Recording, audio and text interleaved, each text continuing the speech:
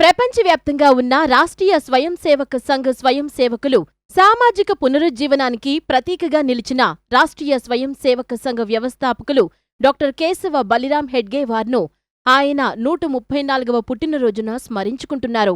Doctor Hedgewar 1889లో Ugadi రోజున Hindu calendar సంవత్సరం ప్రారంభమైన చైత్ర ప్రతిపాద శుభదినాన జన్మించారు.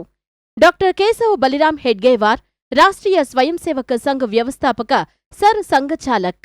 దేశీయ భావజాలంలో లోతుగా పాతుకుపోయిన ఐక్య భారతదేశం అనే భావనను ప్రోత్సహించే ఉద్దేశంతో డాక్టర్ హెడ్గేవార్ 1925లో నాగ్పూర్లో ఆర్ఎస్ఎస్ని స్థాపించారు.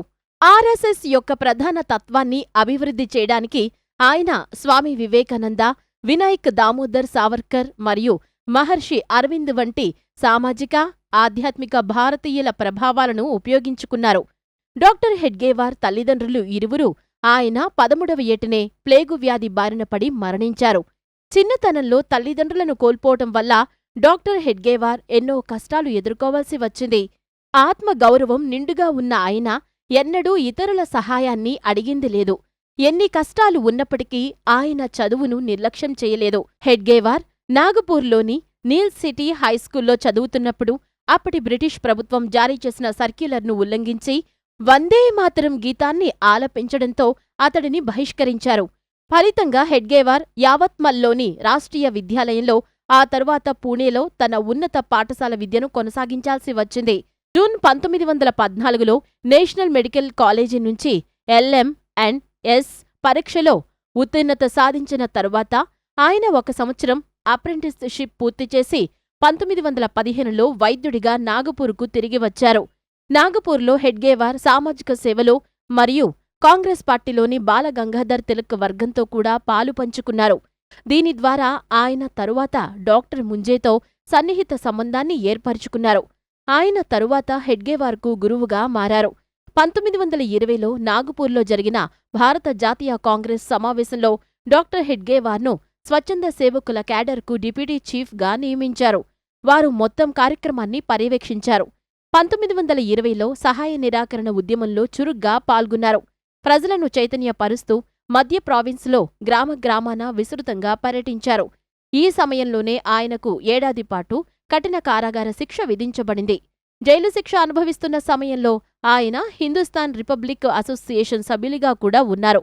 భారతీయులను ఏకం చేయటం మరియు వారిలో దేశభక్తి, క్రమశిక్షణ, ధైర్య సాహసాలను పెంపొందించే లక్ష్యంగా డాక్టర్ హెడ్గేవార్ 1925 సెప్టెంబర్ 28న విజయదశమి శుభదినం నాడు సంఘ్ను స్థాపించారు. అనంతరం దీన్ని రాష్ట్రీయ స్వయం సేవక సంఘ్ అని పిలవటం ప్రారంభించారు. డాక్టర్ హెడ్గేవార్తో పాటు doctor BS Munje, Bapuji Soni, doctor Paranjpe వ్యవస్థాపక సభ్యులుగా ఉన్నారు. డాక్టర్ హెడ్గేవార్ ఎంతో సరళమైన మరియు ఎటువంటి ఖర్చులేని ఒక సాధనాన్ని అభివృద్ధి చేశారు. అదేమంటే ప్రతిరోజు 1 గంటపాటు మైదానంలో సమావేశమయ్యే యువకుల బృందాన్ని ఆయన ఎంచుకున్నారు. ఆ గంట సమయంలో జాతీయ క్రీడలు ఆడటంతో పాటు దేశభక్తి గీతాలు పాడటం మరియు దేశభక్తుల కథలను చెప్పటం ద్వారా వారిలో దేశభక్తి, ఐక్యత, క్రమశిక్షణ మరియు నిస్వార్థ భావాన్ని పెంపొందించడం ప్రారంభించారు. శాఖకు హాజరు కావటం ద్వారా దేశం కోసం రోజుకు 1 గంట కేటాయించాలని యువకులకు హెడ్గేవార్ విజ్ఞప్తి చేసేవారు. శాఖలో 1 గంట పాల్గొనటం వల్ల యువత దేశసేవలో ఎక్కువ సమయం మరియు శక్తిని అంకితం చేసేలా పరివర్తన చెందుతుందని ఆయన ఊహించారు. డాక్టర్ హెడ్గేవార్ దేశవ్యాప్తంగా విస్తృతంగా పర్యటించి స్వయం సేవకుల సంఖ్యను పెంచారు. స్వయం సేవకులు ఉన్నత విద్యను చేపట్టాలని, దేశంలోని వివిధ ప్రదేశాలకు వెళ్లాలని ఆయన అనేవారు. ఆ దిశగా వారిని ప్రోత్సహించేవారు.